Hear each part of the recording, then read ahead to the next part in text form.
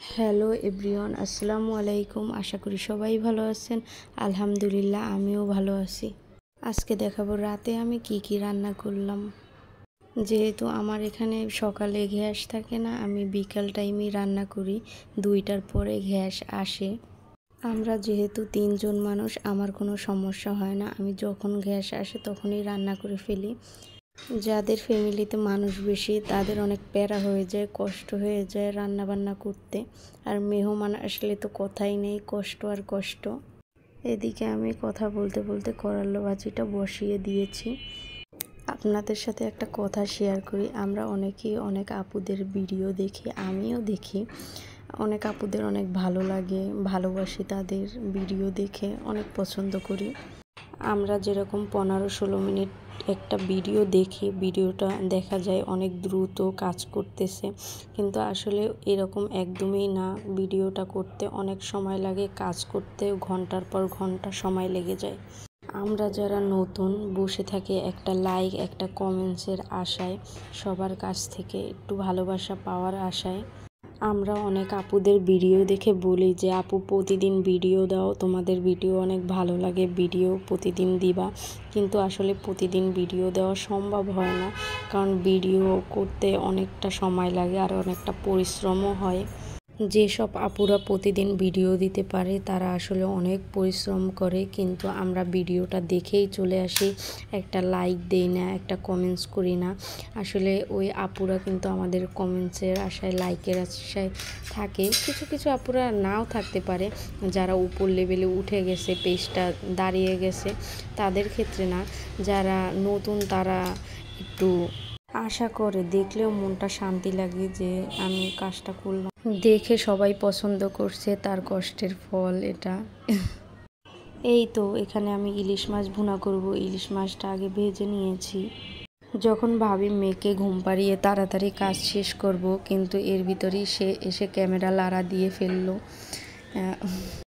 আর তাড়াহুড়ো করে আমি একদমই কাজ করতে পারি না। আর আমার তাড়াহুড়োর কাজটা একদমই সুন্দর হয় না, মনে হয় যে আরও নষ্ট হয়ে যায়, আরও আমার দেরি হয়। কিন্তু অনেকেই পারে তাড়াহুড়ো করে কাজ করতে, তাদেরটা অনেক সুন্দরও হয়, কিন্তু আমারটা কেন জানি হয় না। আসলে সবার ভিতরেই পার্সোনাল একটা যোগ্যতা থাকে। মানুষ তো আর সব দিক দিয়ে পারফেক্ট হয় না, আমিও এই দিক দিয়ে পারফেক্ট একদমই না। এই তো মশলাটা কষানো হয়ে গেলে মাছটা আমি উল্টে পাল্টে দিয়ে দিলাম। আমি যখন ইলিশ মাছ রান্না করি তখন মধ্যের মাছগুলোই বেশিরভাগ একসাথে রান্না করি, আর যখন মাথা লেজ রান্না করি তখন মাথা লেজই ভুনা করে ফেলি। এই গরমে রান্না করতে অনেক কষ্ট, তাই বেশি কিছু রান্না করব না, এইটুকুই। এপাশে যে করলা ভাজিটা বসিয়েছিলাম এটাও আমার হয়ে গেছে, এখন আমি তুলে নিব। আমার মাছ ভুনাটাও একদম হয়ে গেছে। এই তো করলা ভাজির ফাইনাল লুক। আপনাদের কাছে একটা জিনিস শেয়ার করি। আমার শাশুড়ি আম্মু চা খাওয়ার জন্য মগ টাইপের চেয়েছিল, এইরকম টাইপেরই, একদম এরকম টাইপেরই তাকে দেখিয়ে নিয়ে আসছি। আসলে যেমনই হোক সুন্দর হয়েছে, এইটাই।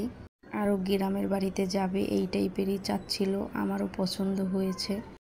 আর আমি কয়দিন পরে বাড়িতে যাব, যেহেতু আগেই কিনে রেখেছি। এদিকে এসে দেখি আমার মেয়ে পাখির সাথে কথা বলছে যে পাখি তুমি কি করো, বসে আছো, মাম্মাম পাখিকে খাবার দাও, এগুলো একা একা বলতেছে। তার জন্যই এই পাখি পালা। তাকে একজন পাখি এই পাখিগুলো গিফট করেছিল খাওয়ার জন্য, কিন্তু আমি খাইনি।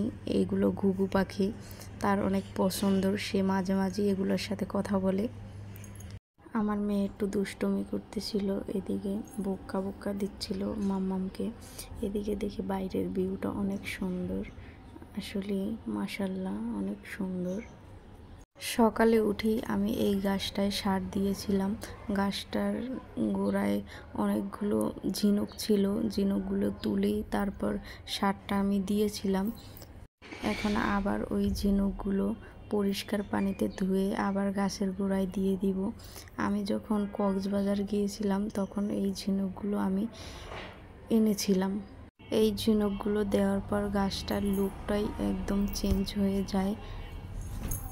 আমার মেয়েও আমাকে সাহায্য করছিল। আমার মেয়ে আমার সাথে মোটামুটি সব কাজই করতে পারে। এই তো গাছটার ফাইনাল লুক, আসলে অসাধারণ লাগছে দেখতে।